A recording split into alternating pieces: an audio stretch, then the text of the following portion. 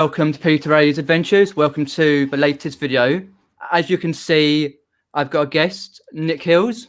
Welcome. Hi, Pete. Thanks for having me on. How are you? Yeah, not too bad. Not too bad. Do you want to introduce yourself to the people in the chat? Introduce myself. Yeah, my name is Nic Hills. Oh, sorry, that's me. What's Daisy? What's up? Old school error. I had the YouTube open. Sorry about that. I've not got it open, actually. No, I had to mute it. I thought it was really muted. There's always somebody. It's usually me. Yeah. So I'm Nic, married to my good wife, Andrea. We've been reselling full-time since 2002. We've been doing YouTube for about 5 years-ish. I'm not sure. Wow. Really. Yeah. And we've been, full-time resellers in one form or another since 2002. I started selling on eBay about 98. Wow, blimey. I would have been 8 by then. Yeah. You were 8 in 98? Yeah, I born in 1990. Wow. Yeah. Good. Indeed. Yeah. So that's me. Yeah, excellent. So if you've got any questions in the chat, do put what your question is, and we'll try and keep through them. I've got some questions on your YouTube channel and your eBay and Amazon adventures. So we'll get through them. I'll just say a quick few hellos. I did see Rod was the first in. Pommy Pickers. Welcome. Have you seen Rod's video? Oh, yes. I have seen Rod's wacky attempt, but it's pretty good. Christmas. I thought it was great. Everyone in the chat, go over to Pommy Pickers and watch Rod is singing, dressed up as Santa, and it is worth watching. It is, and he has some good high notes, though. Good notes. He picked. Very good. Yep. Andrew's in as well. Ian, just quickly go through. Buckleway. Alan's a regular on my channel. Jamie as well. Apparently, according to Andrew, I'm old enough to be Peter's granddad. I'm not sure granddad is not sure, but yeah, I think I saw that quite one. Yeah. Watchers popped in as well. Just quickly go down the list. Oh, you popped in, have you? Just quickly, Chris Tyler. Yeah, just quickly go down the end. There we go. Myra, Pick Flipper, lovely, and Aaron and Julie's there somewhere. Marie and Jennifer. So what we'd do is do a few questions. So, regards to your YouTube channel, when did you find that you wanted to create a channel? It was not long after I kind of discovered YouTube, really, and figured out what it was all about. And then I don't know what search I did, but I found a lady called Mum the eBay seller, American lady who goes. I think I vaguely heard of her, yeah. She goes dumpster diving, I think in Chicago, and does really well, literally pulling stuff out of the trash and selling it on eBay. And then from that, I found a channel called GilDaddy, it was back then. Oh, okay. And Bonafide Hustler. Yeah, Bonafide, yeah. He's still making videos, we know him He well. is. And really got into it. And then it kind of clicked at one point that most of the people I was watching had been selling on eBay a lot less than I had. And I thought maybe I've got something to share, something to offer. And I was watching, I must have been following about 20 or 30 channels, all Americans at that point, and thought I'd got so much information and entertainment more than anything out of it. I thought I'd try and give a little bit back. And that's when I attempted to start a channel. Yeah. So that's what got me started. It was other YouTubers, really. Oh, that's cool. Yeah, I think most of us do that through other YouTubers. I think I just happened, like, for me, regards to your channel, Nic, I think one day I was searching on Google and surprise, the first channel came up was yours. So I clicked into it and perused that was like summer of 2016. So I've been watching for a long time. And then what I've done is quite a lot of your videos gone back and watched your earlier videos compared them to your videos now, how you progressed. Yeah, don't watch the early ones. Which is amazing. I say that to people all the time about my earlier videos, but yeah, it's quite cringy. But you all have to start everywhere. And we were chatting on a live the other night with Right. Zahir, actually. I don't know if you were in on that chat. No, I was out playing bowls. Oh yeah, of course. And a few people were saying that they want to give it a go, and I Right. think the key is to not overthink it, not Correct. worry about it. Make a video, let it be as crap as you like, but just put it out there, and then you can improve in your second one and third one. But if you try and get everything right the first time you do it, you'll never do it, because you know, we're all pretty crap at this when we start. Some of us are still pretty crap at it now. So yeah, just put yourself out there, I would say, if anyone's... Yeah, definitely. That's what I said. That's what I've been saying to Richard Payne for a while, because we were chatting again at the meetup, and he said he's recorded a few clips, but it's like, oh, I'm not sure if I can upload it. I said, just upload it and see what people's reaction is. Yeah. Done. But there's a question from Buckaway for Nick. I've heard you mention you're selling on eBay in '98. What sort of things were you selling back then? Anything specific? I was selling Beanie Babies until the market broke. I was buying and selling Nintendo Game & Watches. I had a collection at that point. And I discovered eBay through trying to find specific Game & Watches I didn't have. Right. I went on there, and my mind was blown by how much people were selling them for. Firstly, I was like, I'm not paying that much for... I was used to picking them up at car boot sales for £1. Yeah, cool. Maybe a £5 at a push, but I was finding them back then in the 90s. Every week I'd find Game & Watches. And then, so I quickly put 2 and 2 together and thought, okay, if they're selling for, at that time, £50 plus or whatever for certain ones, and I could find them for £1, I quickly did the maths and thought, okay, I'll start selling them on there. So that was my introduction. And then my big passion is music, and I started selling CDs and started buying CDs to sell, and that's what got into it. So it was computer games and music, really. Ah, wicked. That's okay. Excellent. Just go down the list. Just Kurt's popped in. Cheers, Poppy and Kurt. He's an urban explorer. Just quickly go down, see if there's any questions. Lincoln Sellers popped in. Can't see any at the moment. With that PvP, Pet Valley Picker, with that title, I expect Nick will be embarking on a world tour to see his fans. Why? What is the title? I can't even see it. The title, guest chat, the man, the myth, the legend, Nic Hills. Whatever. Enough said of that. Yeah. And so, regards to you creating your channel in the early days, who did you watch before you started your channel? As you said a few already. I mentioned some of them. Another name from the early days I don't think makes videos anymore was Dallas Moore. I think he stopped. I think his videos may still be up. He was really quite inspiring regarding making videos. And then in the UK, there was only really Tom the English Picker. Oh, okay. Who'd made a bunch of videos more about what he was into then, which was gold and coins and jewelry and that stuff. And his videos went on to be more about reselling, and that's when I got to know him.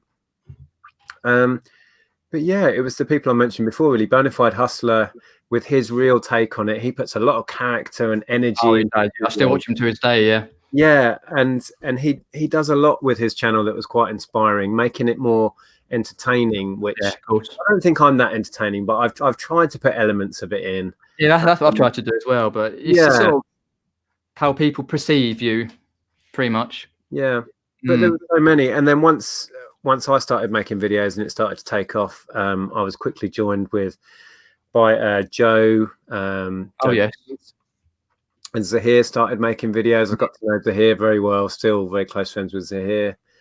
And now, we were just talking before we went live, I think, that it's impossible to keep up with now. You know, new channels just in the UK, there's so many.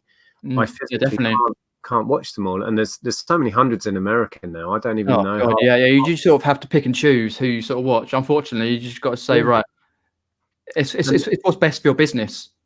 Really, because obviously, as I've been saying to a lot of people, you could spend the whole day just watching lives. That was not that kind of productive. So you just pick and choose. It's just nice when you just, even if you just say hi, like Kurt did. He said, "Yo, Peter, I thought I'd pop in to say hello. I always try and pop in to support you, man. good to see grown so fast and doing good in this selling world. Cheers for that, Kurt. Appreciate that. And obviously, I follow him back and pop in occasionally when I can. So yeah, it's definitely amazing to see, especially how when you first started to how big your channel's got now. It's 30. How many subscribers? 35, is it? 1,000 or is it more? I can't remember. It was. I honestly couldn't tell. It was quite a high number. I know. I'd have to click into it. Let's have a look. My computer's going very slow. 37.3 apparently. Wow, excellent. So the whole thing. It gets a bit hard to fathom, to be honest. Yeah. And I've said this before, but I vividly remember being most excited when I was on holiday in Turkey. I woke up one morning. This was a month or so after starting YouTube, and I reached 30 subscribers, 30. Wow. And that was still the most excited I've ever been. And then reaching 1,000 was a big milestone. That was, I don't know, about a year in or something like that. Yeah. And then over time, it's just continued to slowly grow. We had a big spike recently with that video that went not really viral, but went pretty big for us. Yeah. That really gave the channel a boost. But yeah, it's been a fun ride. Yeah, definitely. It's just like the amount of people who pop into your Sunday live streams. I'm a moderator and I can't keep up. And it just goes, not just a quiz, but all sorts. Especially when we do the quiz. You get hundreds of people popping in to say hello. Yeah, it's quite humbling, really. And when we do go into the quiz and all the answers come in at once, it just goes into a blur. You can't read definitely. It. Yeah, it's amazing. Yes. Just have a look. Let's go. And so, as you said, like I'm saying, because you said about your YouTube channel growing, did you ever think that your YouTube channel would be as big as it was when you first started? Absolutely not. To be perfectly honest, I was shocked that anybody watched. The videos were terrible. The audio was terrible. I was really nervous and wasn't very relaxed. And yeah, I was stunned that people watched, and then people subscribed and came back for more. So yeah, I never imagined where it would go. Definitely. I had no clue, really. It was just something that I wanted to do to maybe give some knowledge back to the guys. Of course. Yeah. That was it. And then obviously you're known in the YouTube world for how can I say, for like inspiring people to create their own channels, even though they probably watch other channels. But quite a lot of people said they watched yours first, and then they decided to create their channel for whatever reason. They wanted to do their channel, which direction they wanted to do. So yeah, it must be very humbling in that respect. Yeah, if I've helped inspire people to do YouTube, that's great, because I'm just passing it on because I was inspired myself and didn't really think any further than I'll give this a go and see what happens. Yeah, definitely. And then you talked a little bit earlier about saying you made a lot of friends, which I have myself. A lot of friends, especially at the last meetup, when you sort of walk in there and something you knew, something you didn't, and then they would just walk up to you and you just spend time chatting, which like I find even about over a year ago or so, I probably wouldn't like even fathom to do that. But now it seems so natural, just to be able to walk up to people and say, hello, how are you? And then we just get chatting. But yeah, the meetup is kind of, it really dawns on you how big this has become. Yeah, definitely. And you can fill a venue with people from all over the country. Yeah, they want to pop around. Yeah. And we all have something in common, you know, and it all revolves around the YouTubers, not just us, but the other YouTubers as well. And we all have that in common, the fact that most of us, not everybody actually buys and sells. Some are just here for the community, but most of us have that in common, that element of we love the thrill of the hunt and hearing that ching, and that kind of binds us all together, really. Yeah, definitely. Yeah, of course. Let's have a look down. Lucy popped in as well. Just popping in, Lucy. Derek's in. Peter says, Vinegar Jar, I've got to say, Nick, you looked younger in person. Perhaps you'd had a shave that day. Yeah, I think I tidied myself up. Oh. Definitely. Yeah, Pete says a quiz is frantic. Got to be quick on your Sunday night quiz. Yeah, that it's funny. Like I said, when I started making videos, I didn't think beyond the first one, and I never really plan anything. And the quiz thing, I can't even remember how that started. And then we responded to the fact that other people enjoyed it. Yeah. I love quizzing. There's not much more in life I enjoy more than quizzing. And I kind of loosely said to you and a few other friends we chat to in a channel, in a Facebook chat, that we're going to start another channel. And it doesn't take much imagination to work out what that is. So we're actually going to start a kind of sister channel, if you like, which is going to focus on everything quiz related. Oh, okay. I thought it might be. I just want to short that earlier. The thing is, I would do it on my main channel, but I don't want those people that are there for reselling to get put off by every other day. Yeah, totally fair enough, right? And I want have you got sort of unexpected for that? Is it like next? What sort of time frame? Not sure. Most things in my life happen as and when. Yeah, that's fair enough. I think we all do, really. But yeah, things are in the works, and I'm just really excited about it. And I don't have any expectations again of that, apart from just enjoying making the videos. I want to do more live quizzes and more pre-made quizzes. And I just need a separate channel to put that. Otherwise, that's fair enough. The main channel would be very confused, I think. Yeah, of course, yeah. I also enjoy like the quizzes you do with Steve and Steph. Yeah, yes, and as well as quizzes, we could do other games and try out different games. We love playing games here at home anyway. That reminds me, I need to message Steve and Steph because I think it's their turn to host the next game night. All right, yeah. I was thinking the other day, it's been quite a while since you've done a. I think it was in the summer. We had the last one on our channel. Yeah, I think so. They've been super busy because I think they're filming a TV show. And I think so. Yeah, both their channels have gone into the stratosphere. Oh god, they're international. Like, yeah, definitely. Yeah. Oh, it's amazing. I'm so happy for them. So whether they can fit us in, I don't know. But we'll see. Oh, fair enough. That's cool. I'm sure they will. I just want to say, Myra. No, that is. I put it on every time. That picture. It's of Steve McQueen, 1970s at a motor racing event. Steve McQueen. Everyone always asks me about that, and then every week. But yeah, that's what it is. Lucy popped in. Let's go. So what I'll do, I'll flick from the YouTube to the eBay side. So from when you started eBay, when did you think you could go full time on eBay? Well, I guess we really started pushing it a bit in the year 2001. Right. And Andrea went on maternity leave because she was pregnant with our daughter, who's now 18. Yeah.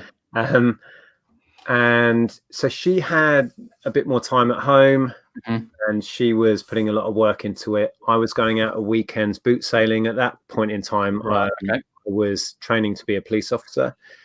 And then once I started working in a police force, I realized quite quickly, really early on, to be honest, that I just didn't fit in. And we both kind of looked to eBay to maybe be something we could do. Although I didn't actually discuss with Andrea that I was going to walk out on my job. I just walked out on the job one night, out on patrol, and I quit on the spot. And we just had to make it work. But we had, like I say, most of 2001, we'd been really building it up to a point where it was earning pretty good money, and we could see it. We threw both of our efforts into it. We thought, we didn't know, but we thought we could be okay. And at that point, we were renting a house. We had just about to have a new baby. And Andrea decided she wasn't going back to her job after maternity. So we both kind of quit at the same time. I see. Yeah. She worked for Amazon at that point. So yeah, it was a leap of faith, but I knew I had to get out of the job. Andrea was the same. So we just made it work somehow, really. yeah, definitely. It's always worth doing. And then regards to the eBay, how long then did you set up your Amazon account? We had that from the beginning. Oh, from the beginning. Okay. Yeah, we were selling books and media on Amazon, merchant fulfilled. We didn't do FBA until I think about 4 years ago. I started FBA. Right. Yeah. But we've been selling on Amazon since then. Yeah, 2001, I think we started. Wow. But You've seen a lot of changes. Yeah, and foolishly, when we closed our high street shop, we used to do massive numbers on Amazon then. Right. Closed the high street shop.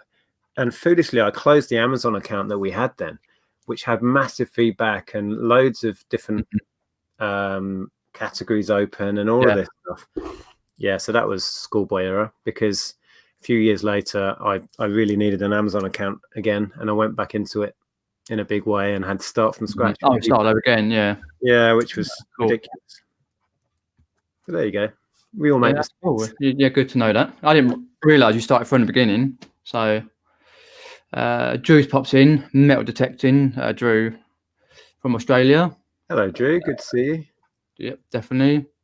Let's have a look down there. Yep, Stephen Queen, legend indeed. Can we expect a Christmas song from you, Drew? Yeah, you got to follow in Rod's footsteps, Drew. It's the Christmas song. Oh, DMX Products popped in and said, question, are you having Lonnie on a live show? Who, for you or for me? For you. Are you having Lonnie on a live show? I've kind of lost touch with Lonnie. I used to chat with him on Messenger, and I think he left Facebook, or he closed an account or something. So I need to put him down on Instagram and have a chat. No plans at the minute, but yeah. Okay. Probably. Yeah, because I kind of did miss that when you were chatting to Lonnie, because obviously Lonnie is a very inspirational guy, but obviously I know he's got a lot on his plate. Yeah, he's a lovely chap. We've known each other for years now. He's been on my channel. Yeah, I think I saw him quite a few times on your channel. Yeah, 5 or 6 times, I guess. Mm-hmm. But yeah, I do need to get in touch and have a chat with Lonnie, find out what's going on. Yeah, definitely. So look at the next question. So what does Andrew and Ellen think of your YouTube channel? How big it's got? Andrea loves it. She's a huge part of it, as you know. And she's involved in the live streams, and she's actually making some Vlogmas videos. We're doing about 1 a week, I think, is the plan. Oh, that's cool. Yeah, because we tried doing it daily a couple of years ago, or maybe last year. I think it was, and it's too much. It definitely is. So Andrea's all for it. She's excited about trying out another channel as well, so she's going to be a big part of that, hopefully. Ellen, I don't know. She's a teenager. She doesn't give much away.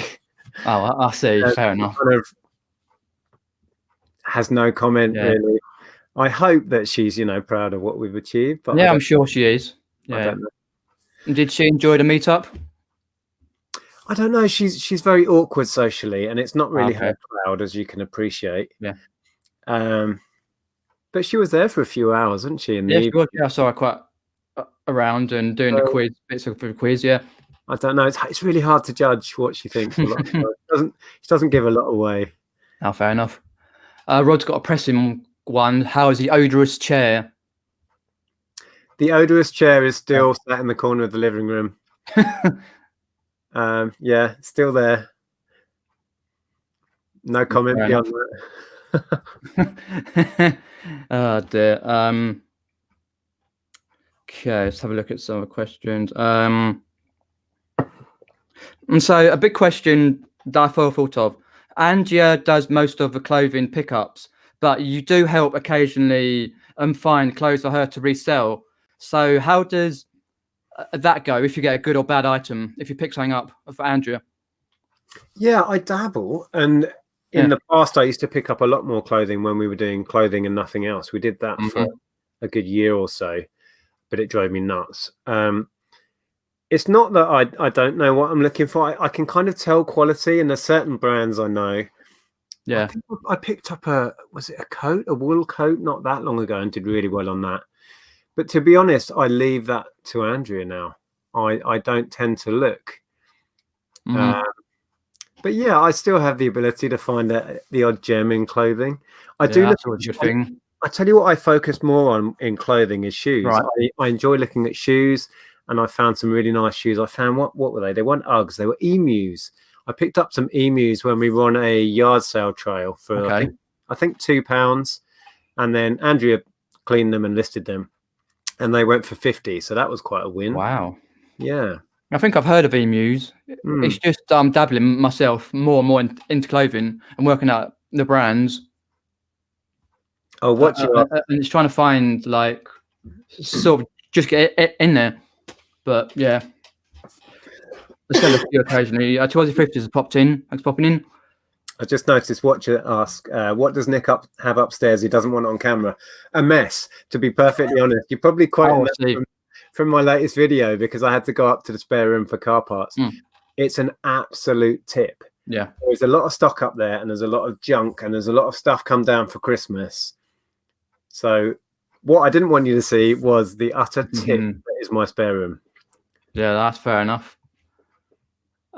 Alan's saying that Mel from Sparrow's End is doing daily Vlogmas. That is true, indeed. Lovely. Yeah. It works really well, and they're really popular. But it's too much time and effort. Yeah, I've just done a few Vlogmasy type videos. Some short, some out and about videos. I've got 2 or 3 to edit, but it's just getting time to do it. I noticed Tommy there asking or saying Nick also models clothing. Oh yeah. Yeah, not for the eBay pictures, I might add, just for your entertainment. There's another question. What's that? Do you want to highlight Peter's question? Pete, do you ever go through phases of just not wanting to resell, or do you do something else? Yes, in a word. Yeah, I'm not married to this idea. I remember chatting with Zahir a while back, and I think he was quite surprised that I said if I found a different business that I could make successful, I would happily drop reselling. I do love reselling with a passion, and it's so flexible. You can make it work around your life, you know what I mean? But yeah, if I could find something else that floated my boat, I'd jump at it for sure. Yeah, definitely sounds good. Let's have a look at the next question. Let's go through. Kelly's saying she noticed a few of the guys here have started selling more clothing and doing really well. Indeed, yep. You just got to diversify. Yeah. Pick up. Indeed. Good to see you, Kelly. Yeah. So another question is subscriber sales. So you have a show on Sunday nights, 8 o'clock UK time, and you get quite a few ka-chings in there normally.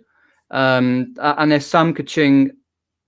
So basically, and some of the ka-chings are subscriber sales. Does that actually blow your mind by getting sales from subscribers that support your channel? It's surprised us no end. Yeah.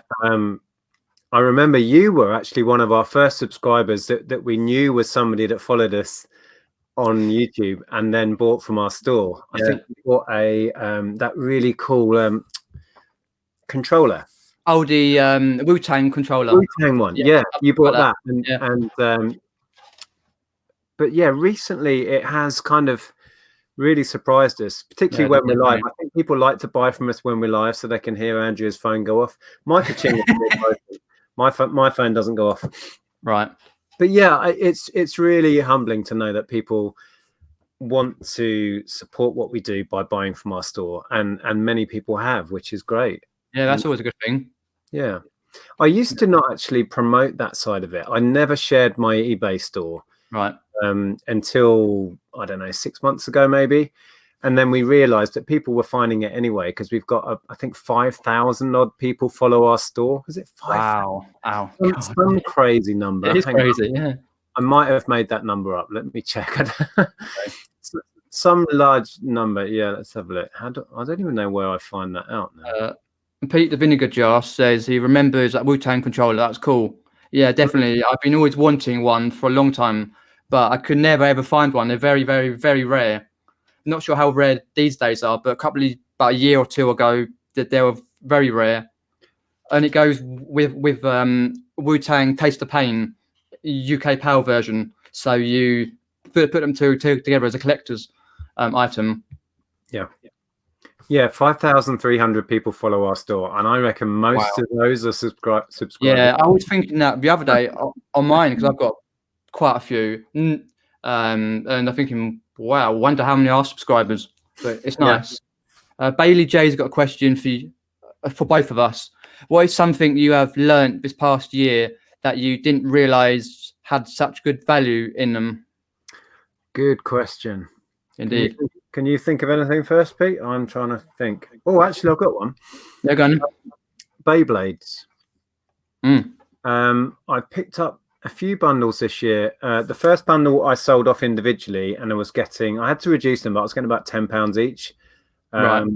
And I've just listed a job lot of about 30 on auction, and I'm starting it at 100, and I'm thinking I should get 100 plus. Yeah. Yeah, like every niche, that you need to know a little bit about what you're doing, and I've done enough research to kind of know what I'm talking about. But yeah, of course, there is money in that, so that's worth looking out for. Yeah, definitely. And for me, it's probably just looking through my sales. It's probably just like the clothing items, because I did dabble about a year and a half to 2 years ago in clothing, like men's and women's clothes, all sorts. But I never really dabbled that much into it. But with this past year, I didn't realize there's so many brands, especially women's brands, what with each year or each term, as you like, summer season, winter, all that. They have different types of clothes they wear. So it's all basically just picked out the knowledge, wrote stuff down, watched channels that deal in clothing, and just got all that knowledge, so I can actually go to a jumbo sale, charity shop, car boot, and go, oh, that's a good brand, pick it up before anyone else does. Because normally, like a year ago, I'd just go past it. So are you buying based on brand knowledge that you picked up then, or are you starting to just pick up something because it looks quality and experimenting, or are you still just going on brand? I'm doing a bit of both. Mainly the brands, but I have recently started to pick up what I think quality stuff. Because obviously, I kind of get like knowledge from all sorts of places, and picking up different types of items. But regards other things like, I think through the summer I've been picking up like lots of football boots, men's football boots, and they've been selling off the shelf for me. In the summer I had probably about 15-20 pairs, and I think I'm down to one. Really? Which is very good, because I like Nike, Adidas, all that sort of stuff, and it's like, I knew there was money in them, but I wasn't sure which, because obviously the bigger the size, usually the more value it is. So I think I had, I can't remember, quite a few pairs recently that sold. But yeah, I'm just trying to get through the clothing knowledge. Bailey J. Let's have a look at the question. Let's go back to YouTube. And so, did you ever think that, as we're talking about before the live stream, did you ever think that your video would actually be as big as it is, the Scotch tapes? That was quite a ride. That was. For those that perhaps don't know, I made a little video that I didn't think anything of, I'll be honest. Yeah. I found sellotape. Literally, I was buying sellotape in Tesco's in bulk. Made a video because I thought it would be a concise, little interesting video to show just one aspect of what we do, which is to buy retail arbitrage stuff in bulk and then sell it either on Amazon or eBay. And it kind of did nothing for a couple of weeks, and then God knows why, but it started getting recommended all over YouTube to people in their like recommended feeds. Recommended section. Yeah, I think I remember you saying about that. Yeah, because people were finding the channel and telling me this was in my recommended. I've no idea why. Wow. Really enjoyed it, just subscribed. But anyway, so we were getting thousands upon thousands of views a day, and we got about 10,000 subs in a couple of weeks from it. or something ridiculous like that. The sub count went up massively on yeah. as well, because people came through from that video, had a look around and went, oh wow, this is really interesting. Yeah. And stayed, which was fantastic. But yeah, we had no idea that was going to be something special. And then I made a follow-up video to be completely open about what you can do on YouTube financially. And it made, I think in the first month or a few weeks, it made £700 income. Wow. Just on that like 10-minute video of me in Tesco's. And when you compare our channel, which is still tiny, yeah, definitely, compared to the serious big YouTube channel, you can see that if you manage to crack YouTube somehow, you could make a serious amount of cash. You can, we don't, unfortunately, and that was a one-off, and it now gets no views, and it's kind of just ticking along. Yeah, skip down. But it's nice though to have it though for a certain period. I remember I went out for a drink with my friend Simon, and we sat there watching my subscriber count go like that, just going, that was subscribers, not views. It's just sitting there, and the subscribers were just coming in. You could count, there was about 1 a second at one point. Subscribe. Really? Wow, it's absolutely nuts. Yeah. It doesn't do that anymore. Yeah, definitely. Yeah. But it's always nice to have when it comes around your like as they say, 15 minutes of fame. Yeah. Yeah. I was chuffed to bits at that video. Went nuts. Yeah. So talking about your friends and that, and how do your friends and family react to your YouTube channel? How big it's kind of got over the years? I talk about it with family and not all friends. I'll be honest. I play a regular in a poker league. As you do, aware. And I don't know, I don't bring it up with them because I just think, I can imagine sat around the table, they'd all go on YouTube and just take the mic. So I don't chat about it in the pub. No. But I do talk a lot with family about it, and they're all very aware of what we do. And I don't know what their opinion is on it. I think they're quite impressed. I don't know. Amused, maybe. Yeah, I don't know. Fair enough. I think like for me, it's sort of the same thing. I've got certain friends I do talk about it, certain friends I don't. Certain family members I do set up do YouTube, this and the other, and they're like quite happy. And I think some of the family members even subscribed. Really? To my channel, yeah. I find it weird when family members watch. No, I don't see, but yeah. It's a bit odd. It's weird to see family like, well, is that who I think it is? Yeah, I've tried to encourage members of my family to have a go, because I've got a brother-in-law who is a complete whiz with computers. Whenever anything goes wrong, he will know how to solve it. And I'm like, make a YouTube video, blah blah blah, this is the problem, how to fix it. Yeah, those videos are crazy. I made a little video actually about how to set up my Zebra printer with a Mac, because it really wasn't easy and I had to jump through a lot of hoops, and I found a kind of a workaround, and I made that video, and that's gone pretty well. That gets loads of views, and it's rising all the time as well. Yeah. So how-to videos are great. Yeah, they're always good, yeah. If you come up against a problem in reselling or in computing or whatever, and you can't find somebody telling you how to fix it on YouTube, make that video. Believe me, it will get views. Yeah, definitely. Yeah. Oh yeah, that's right. Cooking Hayden's. Yeah, I brought on their Monday show. They had a T-shirt, an AC/DC live tour T-shirt from 2010 album, and I brought them. Yeah, because I had one years ago. About a couple of years after they released the album, and got too small, so I thought saw it on their store and thought might as well buy it. So cheers for that. Have you seen them live? No, never seen them live, but it'll be one day. It'll be really good to see them live. Yeah, are they still recording? Because didn't they have a death in the band? Was that them? Yeah, they did. Yeah, I think so.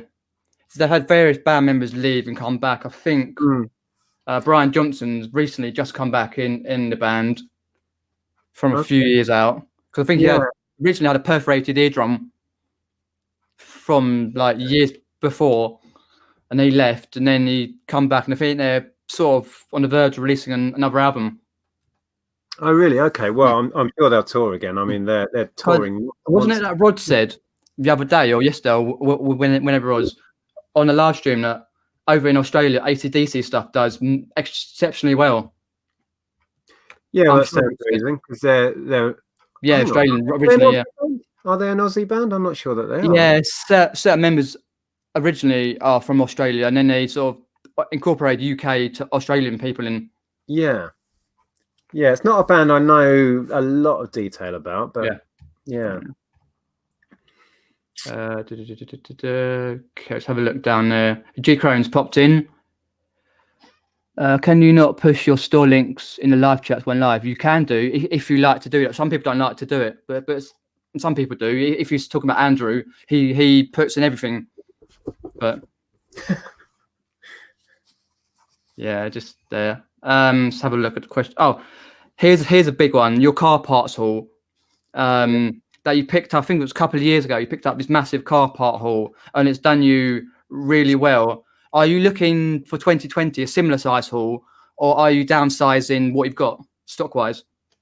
I'm still, believe it or not, it doesn't look like anything's really changed in here, but I am really trying to clear a lot of stuff that I've had sat around for ages. I was listing car parts today. I was chatting with Rod earlier, actually. I've been listing fan belts. It's the most soul-destroying work ever. I can imagine, yeah. They're all basically identical, apart from their slightly different length or width. So I listed a box full of fan belts today. That's how dull it is. But I do want to get all of the car parts on and at least give them a chance to sell. I think a lot of it is going to be really slow if it ever sells. But there's some real gems in there. I stumbled across a couple of electronic key fobs today that sell for anywhere between £50 and £100 each. Wow. Those sort of things are still sat in boxes I haven't gone through. It's utter madness. So I want to get all of that listed. Yeah. There's still stock from that van load that we had last December. Right. Like the electronics over my shoulder this way. There's piles of them.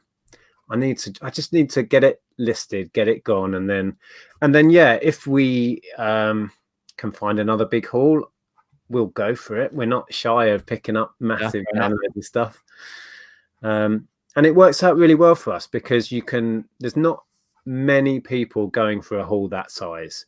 Yeah. You have less competition. And generally, touch wood, we've always done quite well doing it that way. It works. Yeah, because I remembered the video you did when you had to recruit Tom to come down and help you for the car parts haul. Yeah, that was. Yeah. Oh, Tom's lovely. He offered to come down and help for the day, bless him. And yeah, it was needed. He brought his little TARDIS van down. Yeah, I still owe Tom a big favour from that day. Fair enough, I can imagine. Chris Tyler's got a question, a good one. If Nick could choose one item out of his tat cave for Boris Johnson, what would it be? Oh my goodness! I'm not sure in what context he means, but what would I give Boris Johnson? Yeah. Oh dear. Oh. In a nice way, or what? I wouldn't want to give him anything, really. No, he's not getting anything from me. Yeah, I can imagine there. Sally Kelly's popped in. He's not getting a vote from me. Let's put it that way. Yeah, definitely. Is Sally Kelly? Oh yeah. Yeah, Sally Kelly's popped in. Yeah. Yeah, she's still, and Dave, I think it is, has still got a cap that Carbit Chris donated it, and I signed it for them at the meetup. Did it? They asked me to sign it, so I thought, yep, why not? Yeah, Rod says he can relate a little bit in a way, but his best viewed video is how to strip a Dyson down. Yeah. So he can relate. They're great videos to make. Very, very, very niche videos. Yeah, actually can do better than ones that you might think would be really popular or you could keyword because you don't have much competition for niche stuff. Actually, I shared with you earlier, didn't I, about the video I made about a Jibber Jabber toy. Oh, with Jibber Jabber, yeah. Literally a minute long, and it's had 48,000 views or something ridiculous for a minute-long video. Yeah, because keywords, I suppose. Yeah, it's because I can rank #1 for all the different spellings of Jibber Jabber, and it gets. Oh right, yeah. It gets viewed. Why people are looking for that, I have no idea. But God knows. Yeah. So is there any meanings of Jibber Jabber around the world? I don't know. It's mad. but yeah, if you can really niche down, if you're trying to do this to get views, I would say really niche down and do a video about something super specific. Yeah, of course. It's like the one I still haven't edited it, about that bagatelle board that I was cleaning. Right. That should be out soon. Mm. I just struggle to find time to Yeah. edit, to be honest. We haven't made a video of our trip to Disney yet. But that was months ago.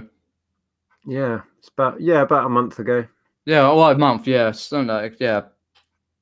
Fair enough. I think I've still got videos from when I went out and about from about last August, August time, just to edit. It's crazy. And that's another question: do you fall behind on editing videos? Yes. And I'm permanently behind on making videos, and if you lose the moment, I think you lose the enthusiasm for it as well. Many videos just don't end up getting made because time moves on, and and you just forget. We went to the 80s festival we like to go to last year. I still haven't edited all the footage from that. I'm not sure it will get done.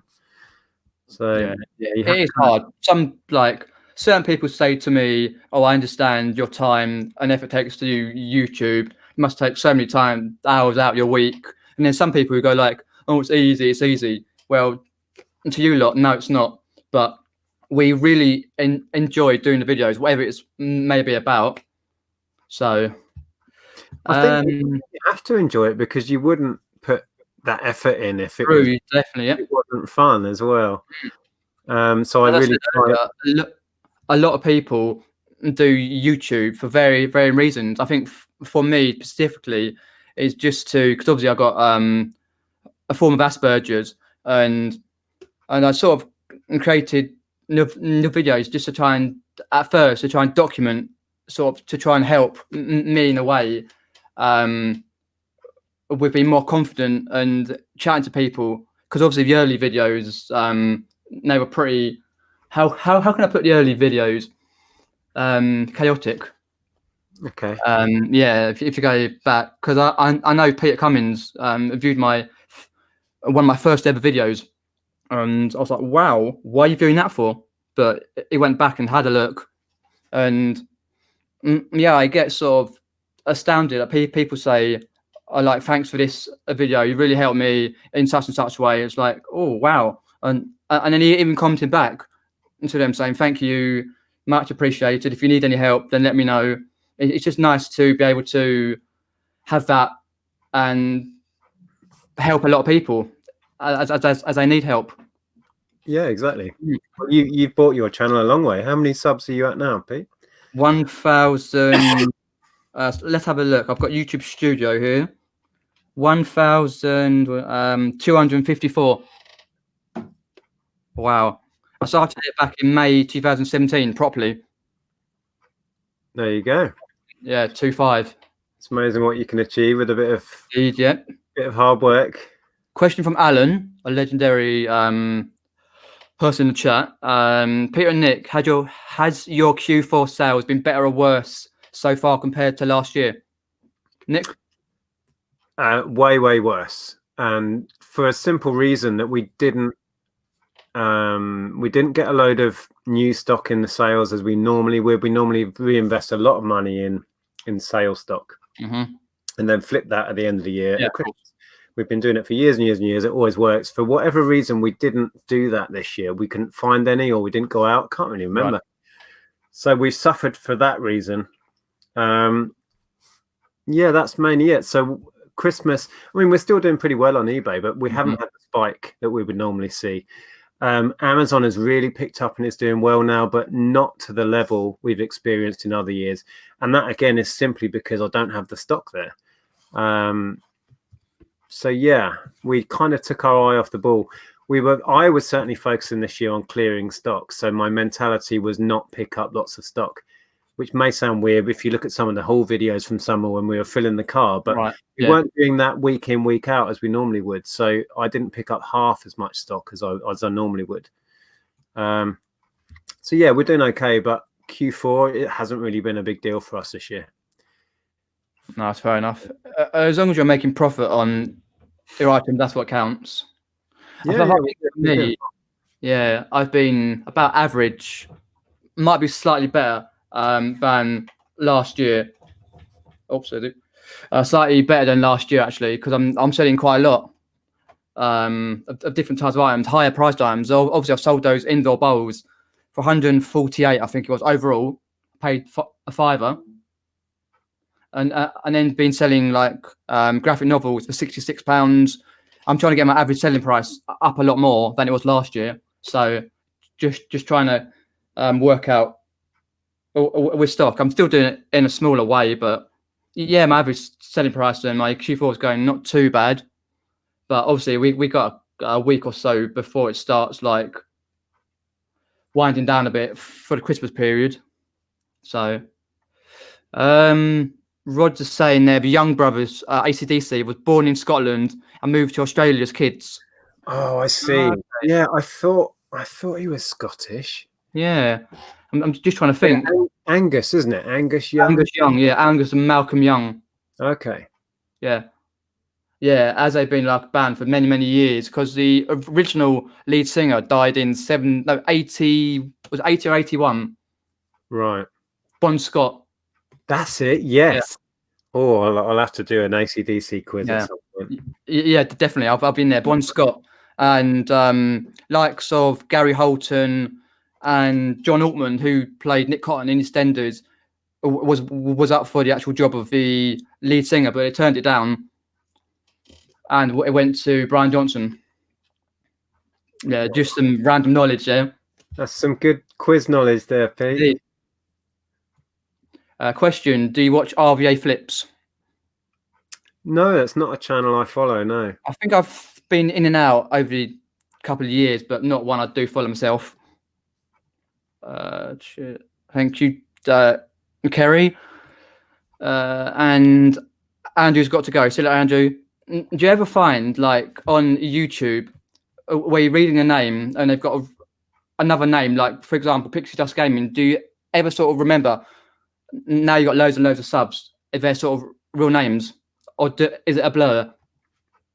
Oh, it's hard to remember people's real names. Yeah, if they don't have them as their name, I get so confused with who's who. I'll be honest. Yeah. Is it the same as when you're walking around a car boot or a charity shop or a jumble sale trail and you meet subscribers and they know you, like obviously watching in the chats and you're like, oh, who are you? Is it still like, because I think for me, when I first had it, I thought, oh, that's kind of scary. But these days, it's just come natural. Does it come natural these days more than it used to, meeting subscribers? Yeah, it was really odd the first time someone walked up to me at a car boot and said, "Hello, Nick. I watch you on YouTube." Wow. Yeah, I don't know. I kind of enjoy it more now. I've kind of got used to the fact that people are going to spot us and come up. So I kind of try and enjoy it, but it was a bit odd, very odd actually to start with. Yeah, I can imagine. But yeah, we don't bite. So if you do see us out and about, say hello. Yeah, that's what I always say in my mind. If I don't bite you, do say hello. Actually, Sally Kelly, we were in I think we were in a jumble sale queue. Right. And Kelly was behind us with her other half, David, and we got chatting there. And it's just nice, you know, because we have a lot in common with these people and we've got a lot to talk about. So yeah, if you do see us out and about, say hello.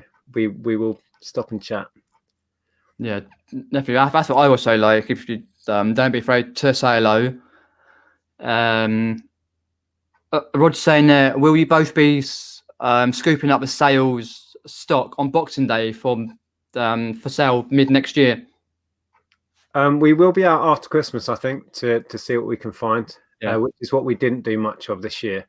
We may go back to the auction house as well, because last year I had hundreds and hundreds of what did I have? Golden coin making machines and magic, I remember those, magic sets, and I had piles and piles of Haynes build your own. Oh, those, your manuals, engine. And all of that sold really well. But we didn't pick any of that sort of stuff up this year. I do have to clear the loft and make some space first, though. This is the thing, because there's piles and piles of boxes of car parts. You may have seen week or so back, I had piles of boxes here. Oh yeah, I remember. So that's all listed, but it's had to go back in the loft until it sells. So it's still, yeah, I need to move stock and make space. Yeah, fair enough. Fill it up again. Well, yeah, that's what we do with resellers. I think for me, Rod, I'll probably not on Boxing Day, but I will be going out probably a few days afterwards and seeing what they've got stock-wise, and stocking up for a few bits and pieces. So, and something just came into my head. Like, I find it fascinating when you're doing like your live stream, especially your Sunday live, when someone says, like, for example, in your office and someone spots so-and-so, and you think, what's that? And someone spotted something that's like that minute on the screen. I find that fascinating. If someone's got to be eyes to spot something in your stock. A subscriber whose name I forget, I apologize. Spotted in a video, I think it was one where I'm picking orders, and in the background when I'm kind of doing the intro, they spotted a certain Transformer figure and messaged me on Facebook to ask if it was for sale, very politely, and I said yes it was, and then they made me an offer and they bought it. So they bought the item just from seeing it in the background and making me an offer. It never even got listed on eBay. Wow. And they sent the payment through PayPal and I shipped it off. So that was really amazing. good. It also has faith in it that actually people out there are actually really watching your videos, watching all the way through. Because obviously a lot of people just watch parts of the videos and that's it. But that person's obviously watched all the way through, and then maybe have gone back to a certain point and gone, oh, is that so-and-so? Oh, I like that for so-and-so or myself. Well, Halsley's popped in. Oops, that one. Just popping in. Hey, Nick and Peter, I've seen AC/DC at Download 2010 and they were wicked. A shout out, please. Shout out to UK. Cheers, popping in. Okay. Wow. I was going to say another thing that our subscribers like to do when we do boot sale videos or jumble trail videos, they will point out the really good stuff that we didn't buy. Yeah.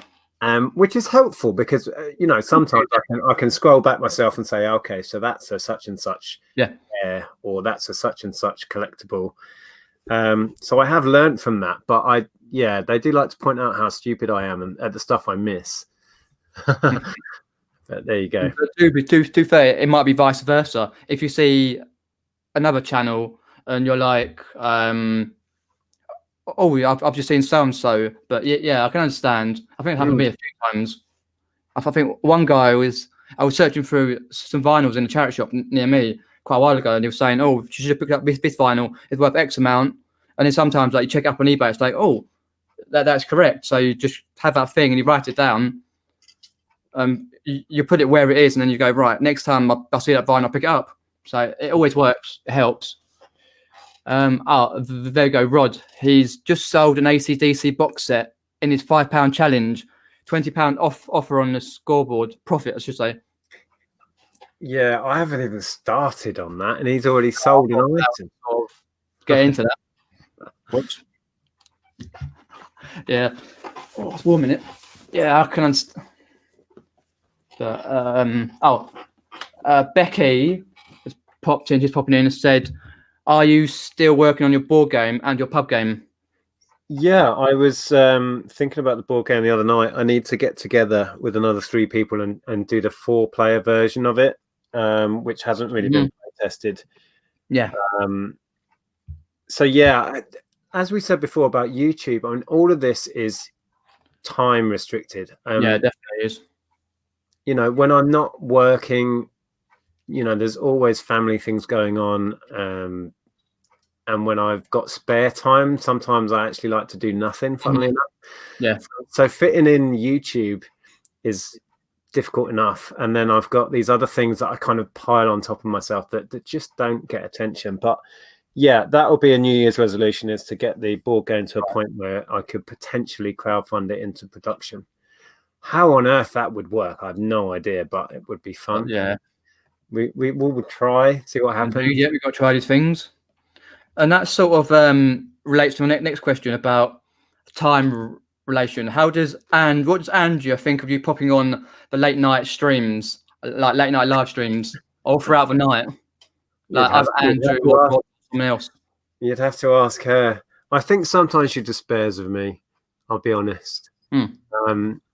But my sleeping pattern gets out of whack. So I'll be up late listing or working or doing YouTube or whatever, and then I'll miss half the morning, and then I'll be up late again. Yeah, I think sometimes I don't get the balance quite right. But you'd have to ask Andrea what her opinions are and all of that. Okay. Yeah, definitely. It is a sort of a crazy thing. Whereas, as we were discussing earlier about the amount of YouTubers these days, and I think all in all, I'm sub to throughout the board of genres about 110, possibly might be more. There probably at least 70 resellers from around the world, like America, Australia, UK, Canada, or whatever, for example. And it's like I'm trying to be able to get your work done, and because I'm not one of these people who can have the chat open when I'm working, because I get easily distracted. That's why I either have a bit of music on or have a DVD in the background. But occasionally, when I finish something I'm doing, I go, "Oh, Santo's live," and then pop in. But it's the sort of thing. Not to be rude to people. I kind of miss quite a lot of live streams, but it's just having to get that work done because there's so much out and about. I wouldn't. I mean, I don't think anybody would ever criticize anyone for not popping in. I mean, we know that we're all busy. We've got work. We've got our own social lives, and everybody understands that. And you know, we're just grateful. I think all of us as YouTubers that we do have the support we have. I mean, you yourself have been supporting my channel now for what, 3-4 years or whatever. About that, And we're eternally grateful for that. I know you are for your subscribers. Yeah, and definitely am. You always make the effort to read everyone's name out and thank them for popping in and all of that stuff, and that goes a long way. These little things really mean stuff, and but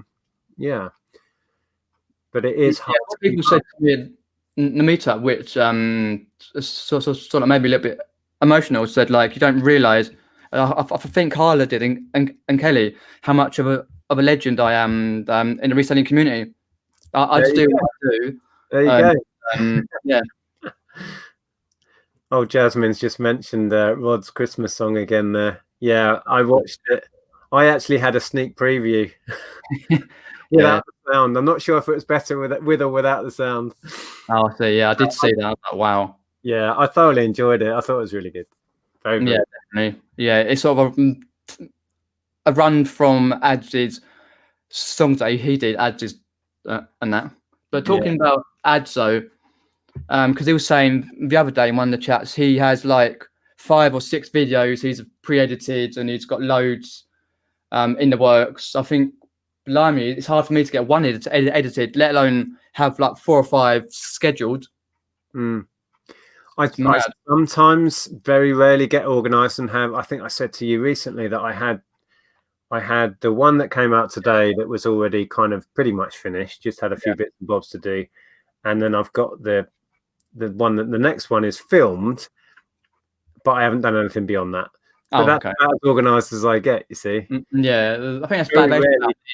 I've got like 2 I've filmed, 1 filmed yesterday, 1 filmed today. I've got 5 vlogs to edit, and I did 2 big vlogs from Kingston upon Thames, 1 for Christmas related, and 1 partially Christmas, partially eBay. So it's sort of like working out when I can edit them, because some of them do take like a couple of hours here, a couple of hours there to edit and upload. So it's having to realise you've got to get.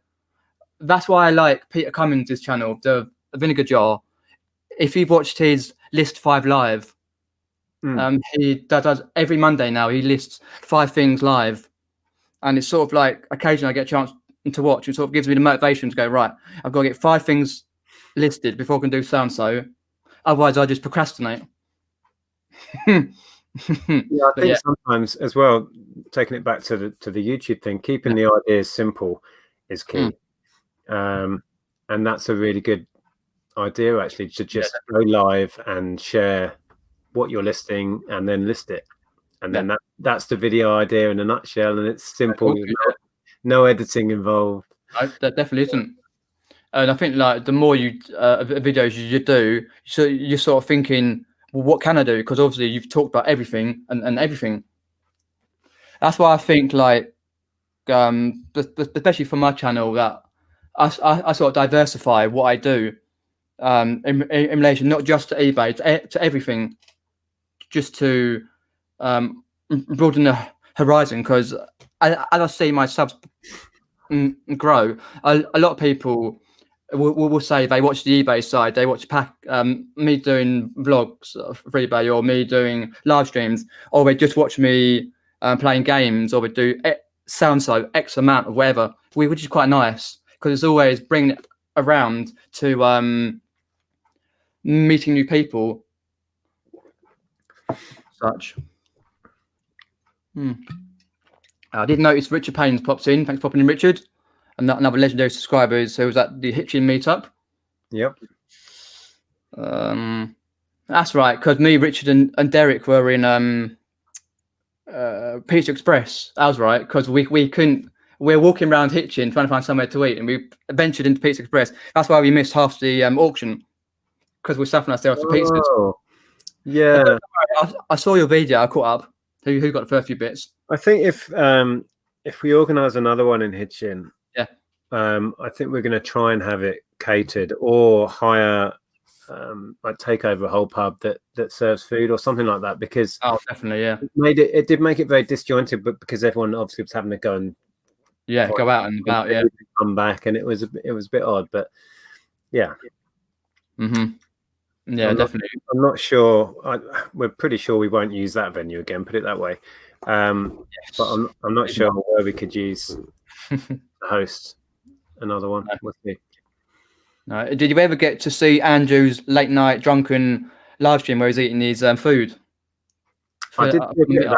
Is that the one where he's got the giraffe on his head? Yeah, he's got a giraffe on his head, and then he walks backwards and he falls over. Yeah, I did see that. Oh God. Yeah. Madness, yeah. Totally madness. Let's have a look. And just going down. Oh, Pete, Wute Less, Paul says you're a legend to me, Pete. Cheers for that, Paul. Much appreciated. Alan's saying, where's BCP? I'm not sure, but he can't appear on all channels and moderate all channels all the time. So we understand if he's out and about doing other live streams or in there.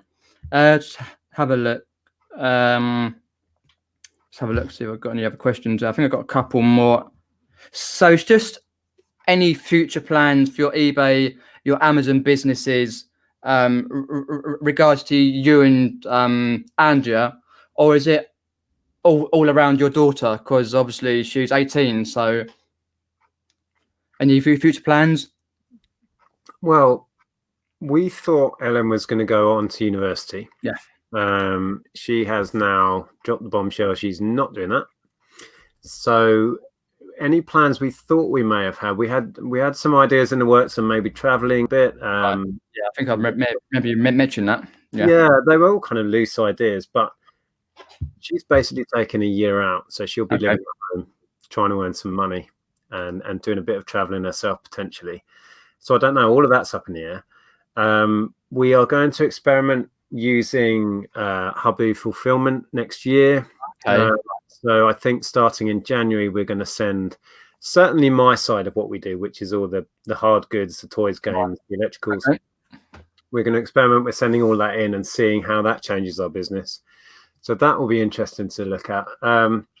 Apart from that, I'm still working on reducing the backlog, because although I do like to work with a certain amount of backlog, I think that gives you a certain amount of security within the business. If anything, you've got that to fall back on, but it's out of hand. It's way out of hand. It has been for years. So I need to, get that under control. Andrea's in the same sort of boat. She has a big backlog of clothing that we need to, cut down to size. Yeah. So that's it, really. Experiment with eBay fulfillment and reduce the backlog will be our target, I think. Yeah. That'll make for some good videos, though. Your progress over a certain amount of months over Habu. Yeah. interesting videos. Exactly, because we're working with them still to promote the service, and we said to them that the best way we can do it, and the most honest way that people will hopefully respond to, is to just use the service properly and share our experience, warts and all. So they've agreed to that. Yeah. We will be paying for the service as well, so we'll share the value for money or not, as the case may be. We're not getting the service for free, so I will be totally critical if I need to be about the costs involved. So yeah, that's the plan. Oh, that's good. Yeah, I'll look forward to that. Didn't Darren Smart and Phoebe do that a while ago? Yeah, no, they're still using it. They're using it in a huge way. Darren's stuff is pretty much all there, and Phoebe's clothing, I think most of it, or at least some of it, is up there. Right. And they love it, so it works for them. So there's no reason why we can't make it work for us. Yeah, cool. Andrea's still undecided whether she actually wants to send her clothing in, because she sells on some of these apps like Depop and stuff, and she cross-lists. But apparently they have a service where if your stuff is up there and it sells on an app that isn't supported, and many of them are apparently, you can just basically, I don't know how it works, but you say, I've sold this item, here's the SKU number, send it to this address, and they will dispatch it for you. So it doesn't really matter where you're selling, we can use that fulfillment. So I will work on Andrea, see if I can convince her. She may be watching now. She might be. I doubt it. I think she's got the telly on with Ellen. Oh, okay. Aaron's just reminded me. Can't remember the last stream, but on the last drinking with Andrew, Rod and others, including me, were singing Sweet Caroline. Yes. I think we were all pretty drunk at the time.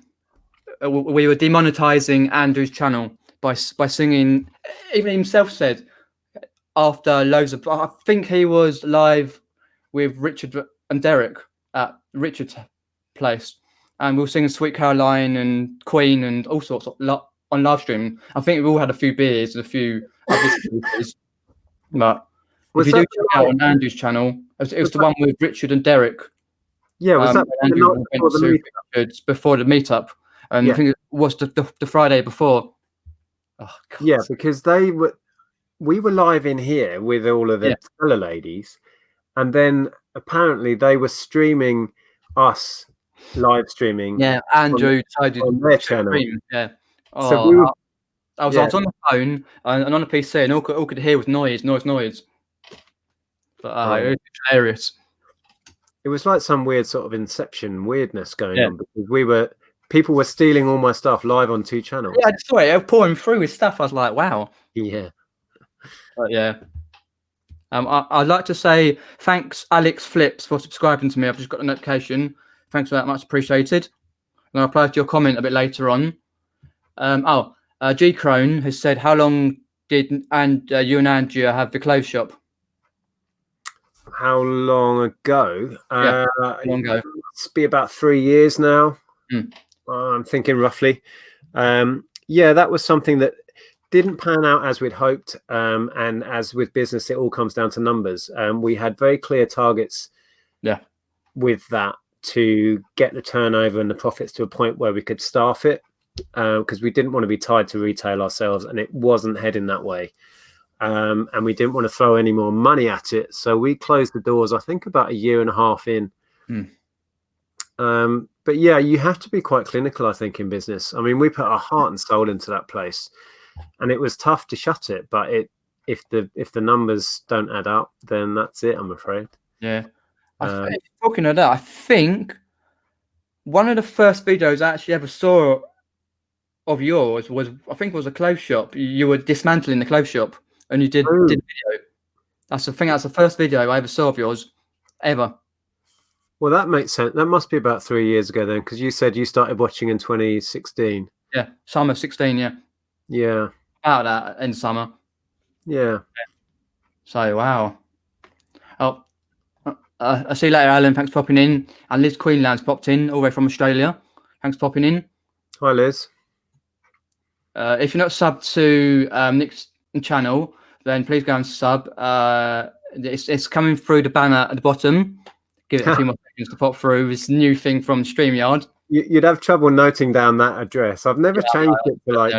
You just search Nic and Andrea Hills on YouTube, and you come through. And if you go onto Facebook, pop on there and reselling and low impact lifestyle, Nic and Andrea Hills.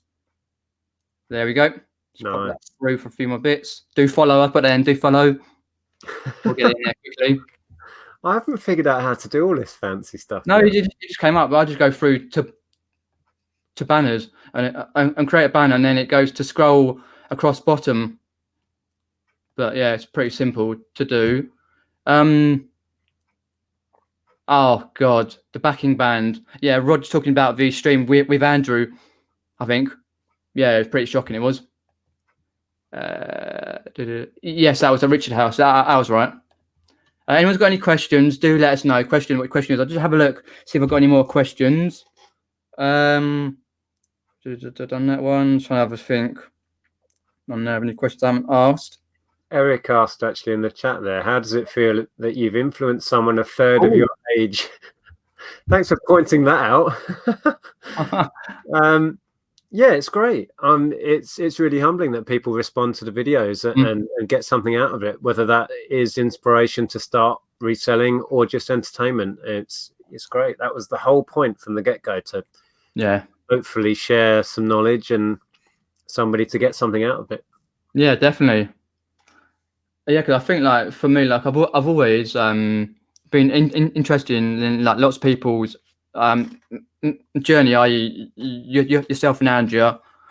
Even when you talk about Ellen, what she's been doing, it's just always interesting to actually know, because like for me, a reselling world can be a very lonely place, and obviously because most of my friends are off doing other little bits and pieces, and if they're not into like reselling world, and that's why like I do like to chat to people, whether it's via the Facebook chats we got going, or YouTube, or whatever else, or the meetups, or seeing people around, and it's always nice to say and get to know people, because also I do find it they're quite lonely, and it's just nice, as you say, to influence people.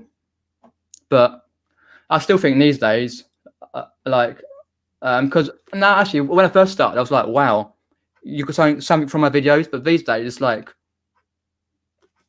most humbling that people do, and I get some awfully nice comments from people, so it's always nice. Yeah, that is. It is nice when people take the time out to send us a private message or something, or just a comment to say that they've learned something. Yeah, definitely. They managed to pick up something that we shared, and they made a few quid on it, and happy days. Yeah, definitely. I think Bianca there has popped in your link, so do go and subscribe if you haven't checked out Nic's channel before. Give him a like on videos, and let him know what you like about the videos.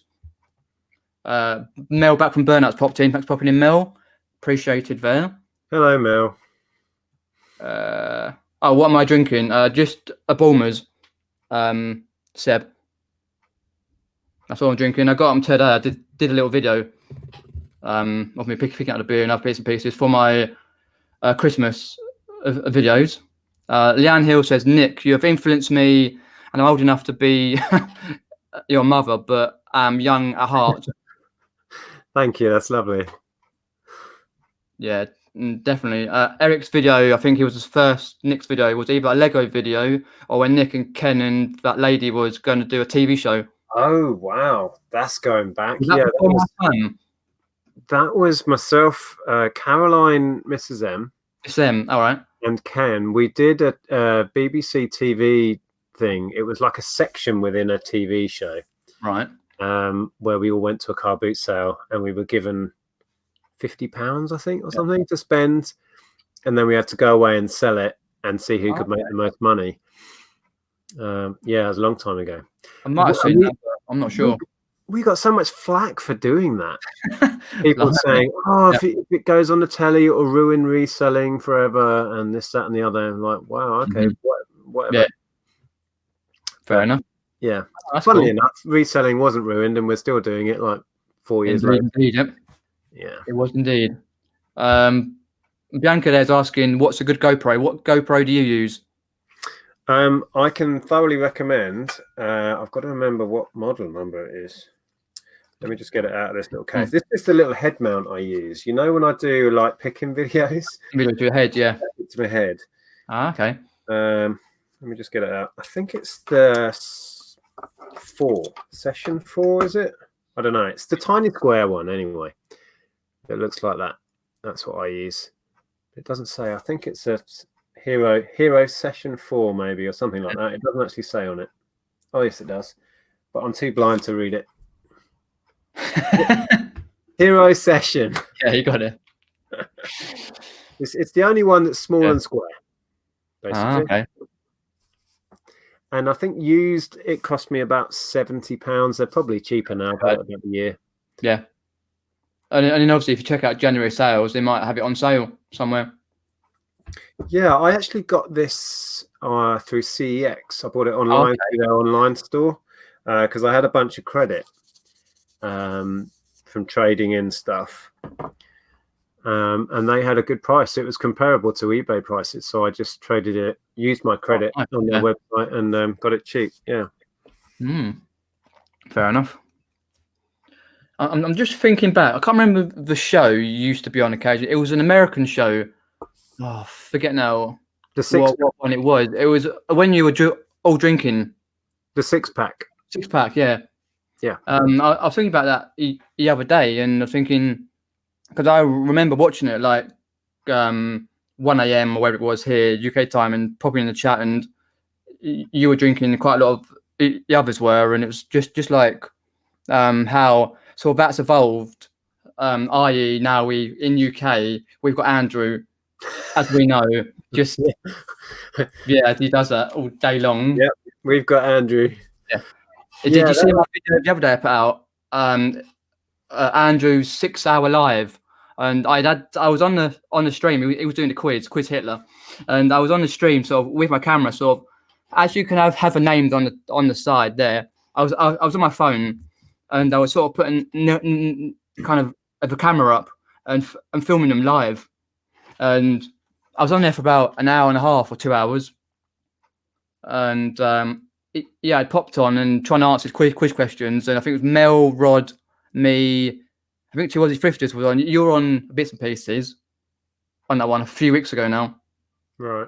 That was right, yeah. The six pack was interesting. That was Lonnie who started that. And he invited me to be a part of it. The only trouble was because it was sort of in the evening there, so it meant that it kind of started at 1 a.m. here or something. I think so, yeah. So I was up late drinking beer until like 3 in the morning. Yeah. Which isn't that unusual for me, but yeah, I don't normally drink whilst staying up late. And but no, I got to know some lovely people through that actually. They had all sorts of different guests, and Steve and Steph were part of it towards the end, and all sorts of people. So that introduced me to a lot of the American resellers, Parrothead Picker, and that's Andy. Yeah, that was good times, but that kind of fizzled out as lots of things do. Everything kind of has a shelf life, you know, and things move on. But that was fun. Yeah, definitely. I'll answer the question quickly. Peter and Nick, when you first started doing videos, did you do anything to shake the nervousness? No, just kind of battled through it.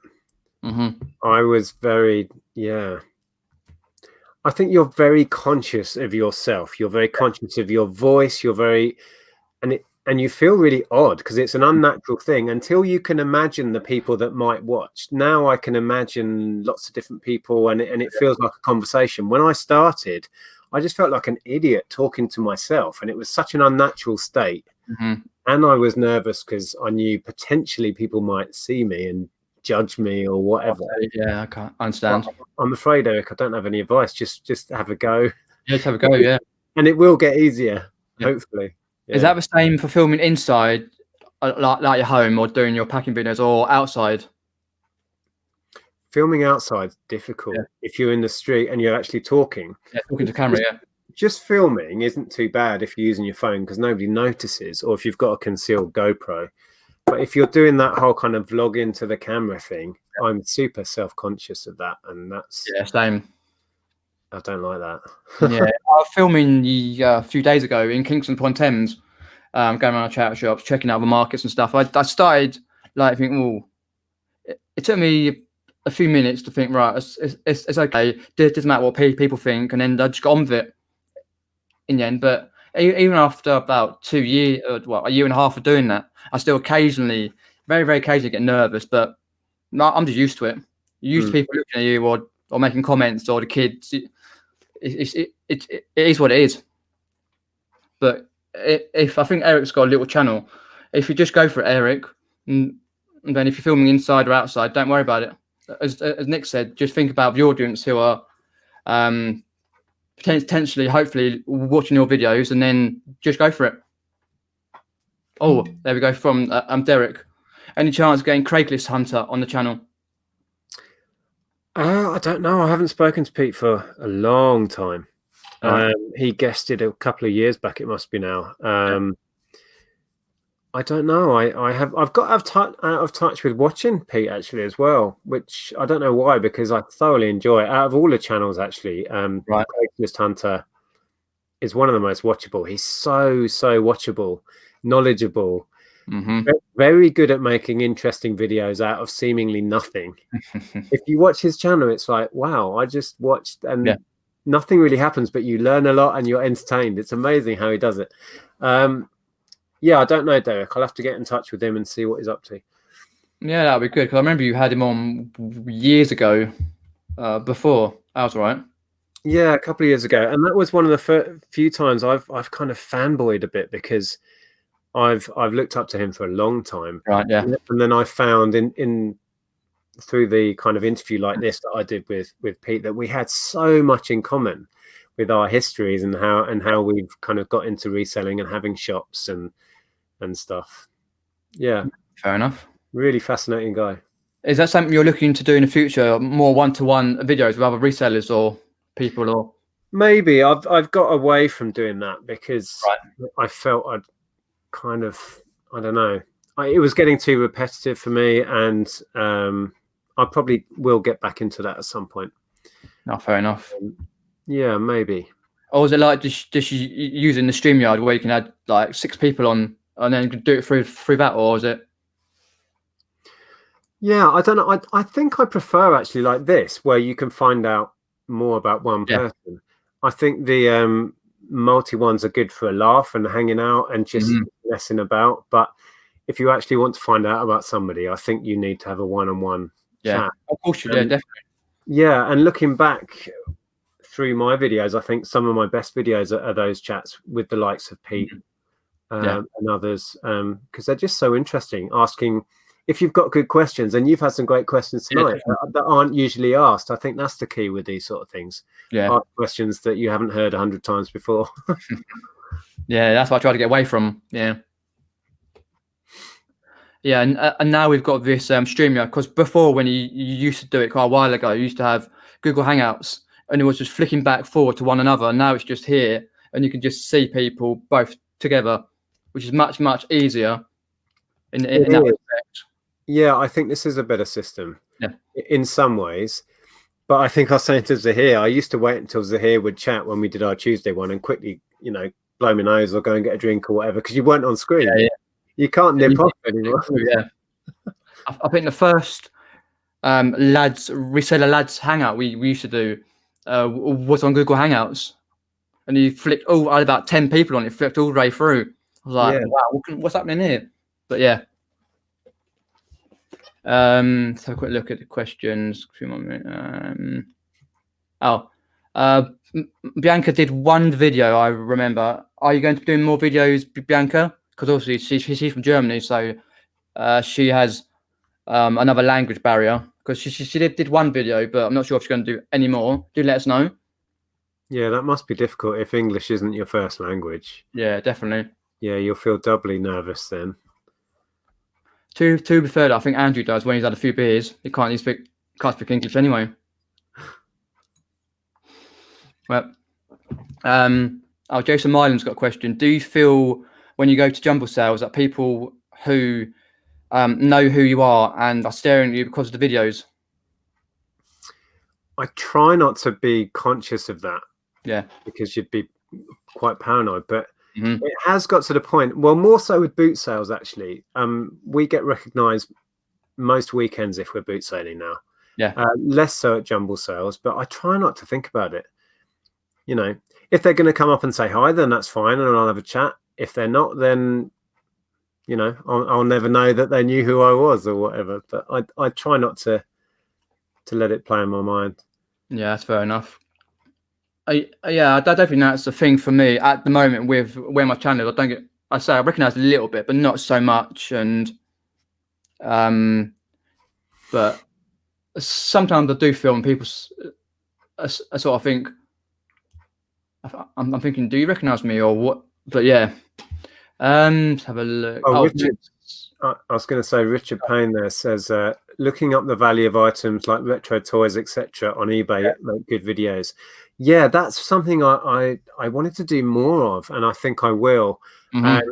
Especially now we've got StreamYard, which is easier to screen share, I think, in some ways. So yeah, I do enjoy doing that, doing a bit of research live on the internet. Yeah, fair enough. Yeah, because I've done a few of those videos, but I always did mine pre-edited. You're looking up things like I do, how much some whatever it is sold for on eBay, and just look up. I've got a few to do at some point, because someone did ask me a while ago to do one, but I never got around to it. But yeah, Well, I started doing videos where I would be looking up vintage toys from that book and then the chat, because I was doing it live, the chat would suggest stuff from their childhood and we'd try and find out if it was I remember them. Yeah, I did enjoy those. I'll have to do that again. Yeah, definitely. Bianca says, I'm still struggling with it. I filmed already some parts, but didn't get a video finished. I think it has to wait till New Year. But if you haven't subscribed to Bianca, do subscribe, because in the new year, hopefully, she do some more videos. For Nick, who's your favourite Aussie YouTuber? Oh, that's a very leading question. Yes. I don't have a favourite. Same.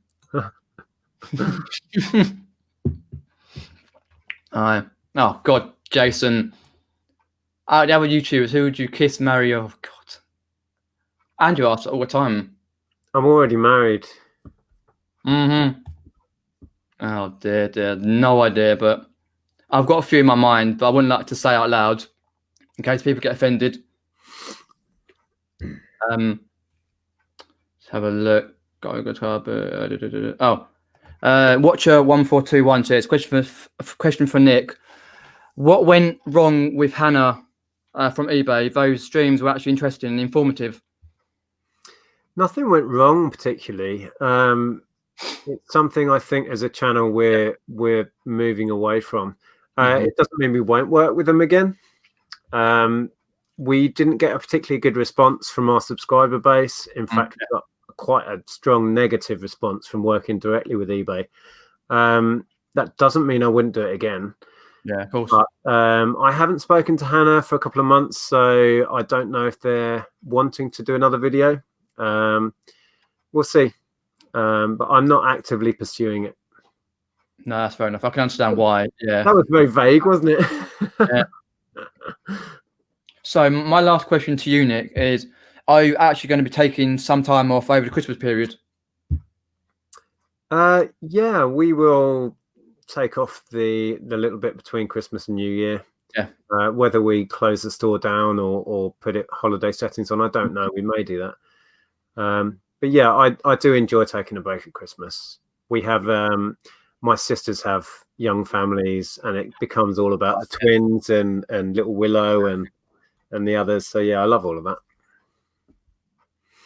Yeah, fair enough. Yeah, I think myself, it's basically the same. I try and take off between Christmas and New Year. I don't tend to shut my shop down, but I just because I tend to see some sales come through even on Christmas Day. You're sitting down carving the turkey, and people like ka-ching it away. It's like great.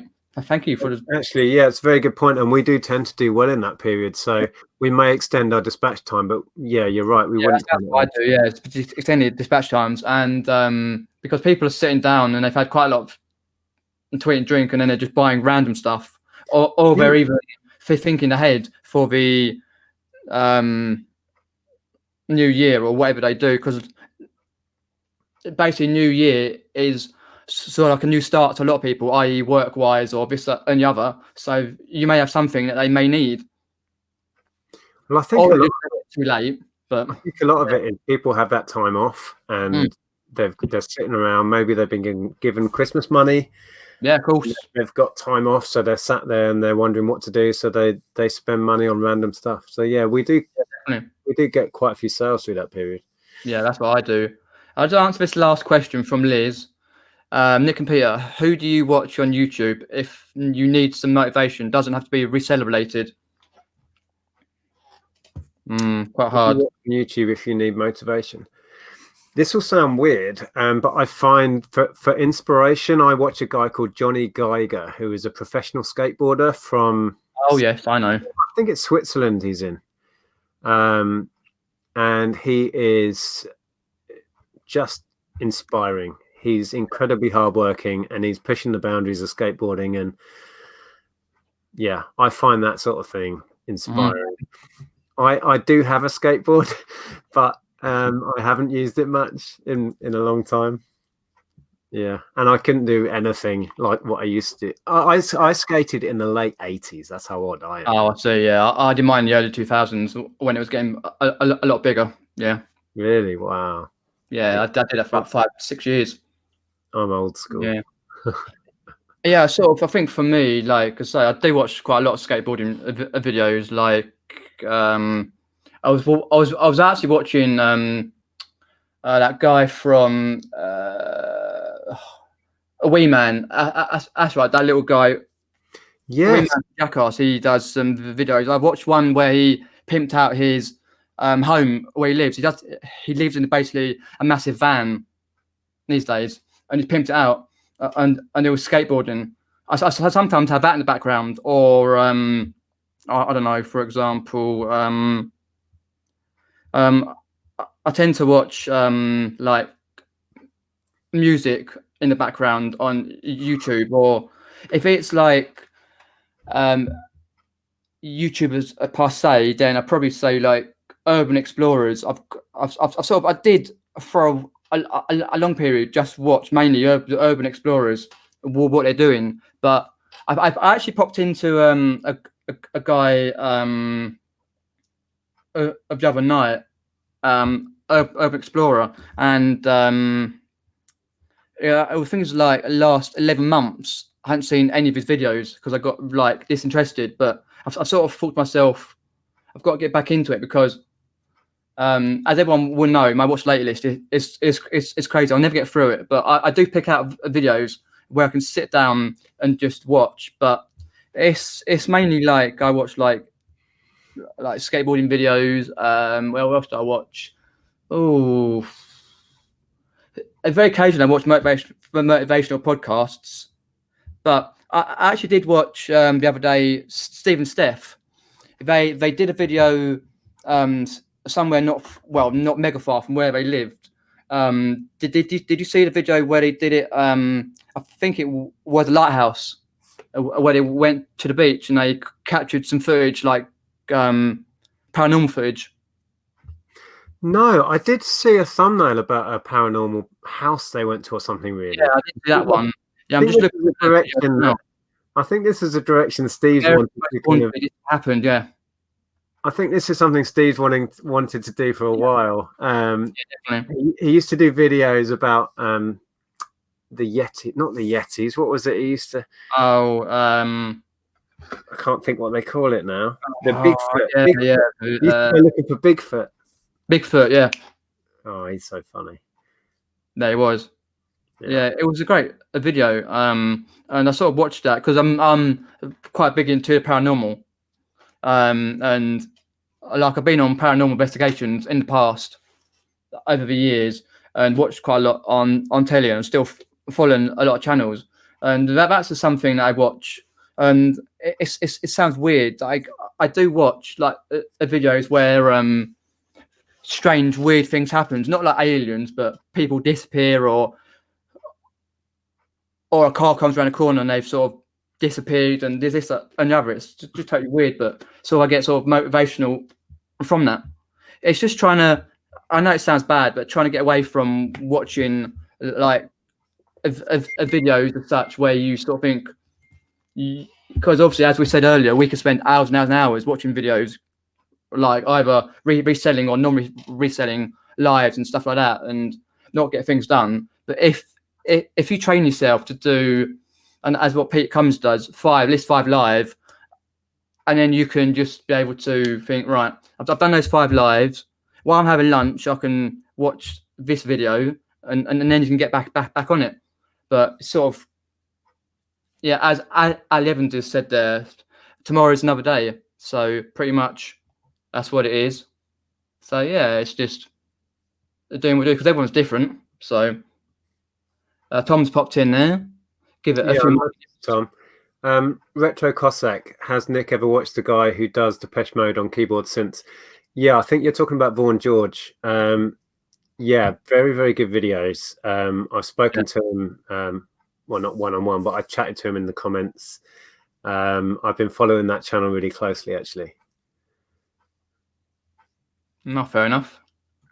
Yeah, that's what Mel says. Music is a great way to motivate. It is indeed, yep. And Rod Valdunican hasn't asked for his cardigan back yet, but he will come knocking, I'm sure. Yeah. But it's sort of like what Mel was saying. Really need to get work. I can't watch. It's something that plays for about an hour and then just listen, so I don't get distracted flicking channels. Indeed, yeah, pretty much with the amount that's on these days. But yeah, the only thing I can watch is music videos. Well, I don't even watch the video. I just have the music playing. Really, I have playlists set up. Have a various playlists on YouTube. Yeah. From different bands or just mixes of stuff, and a new music playlist of stuff I've just discovered, and I just let them play. I think I regularly remember what Eric was saying, that TV show that Lemon Nimoy hosted, about paranormal, of like what I was talking about. I believe he did, and he also hosted an episode of Simpsons, Treehouse of Horror, years ago as well. So to quickly go through this one, do you watch YouTube on laptop, phone, or the big TV, Nick? In the office, it'll be on my Mac, running in the background on my Mac. I don't watch YouTube on my phone, but we do put it on, in the evenings. We'll put it on the big telly. Yeah, that's fair enough. I just watch either on my phone or on a PC. Mainly I'm on my phone, so yeah, it's pretty much it. So what I'll do, if you haven't subscribed to Nick's channel, I'll put the banner through. I know it's a big long one, but I'll pop it through. You can just type Nic and Andrew Hills on the top. It would be easier to just search Nic Hills or Nic and Andrew, and you'll find us. Yeah, definitely. And do go and follow him on Facebook. Do you know your Instagram account? No. Should I? It's Everyone's go and subscribe. Got my name in it. I don't know. Oh, the links are in my on. Hang on, let me see if I can find out. I need to know what this is. Nick, I think it's Nic Hills Reseller with space something or underscores. Oh, I hate Instagram. I don't get it. I just the links to it are below most of our videos, so you can find it. No, fair enough. Last one from Jason. Literally last one. Will I do any paranormal videos? Probably not, but so that's something I may do in the future, but not that because they do take a lot of time. I do watch a few paranormal channels on YouTube, so that's about it for now. So Bailey there says the Danny Way documentary. Yeah, Danny Way is amazing. Quick, can I just ask you before? I mean, skater-wise, there's only one skater who tops the list, and it's Rodney Mullen. I mean, Rodney Mullen is just a genius, an absolute genius.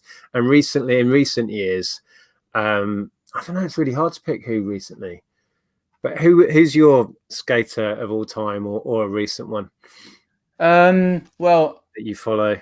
as I say, because I used to follow a lot of skaters back in the days where they did like the Tony Hawk's Pro Skater series or PS1, PS2. It was like Rodney Mullen, Tony Hawk. I used to even like Bam Margera. He used to do quite a lot of in the Jackass era. Yeah. But recently, Nigel Houston. It was just going to come out. Nigel Houston. Yeah. The Australian skater, Shane O'Neill. Shane O'Neill is just next level. Yeah.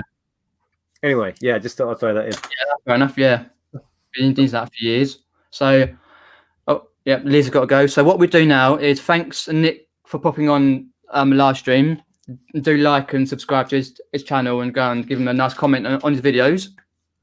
You got any videos coming out soon? Yeah, there'll be one about me repairing a vintage Bagatelle board. Lovely. For listing, which is sold already. Hey, spoilers alert there. Yep. For me, I've got a couple of vlogs to come out at the weekend, and one Christmas style short vlog to come out. So thanks Nick for hopping on. Like, share and subscribe, and I'll speak to you all soon. See you guys, take care. Thanks Pete.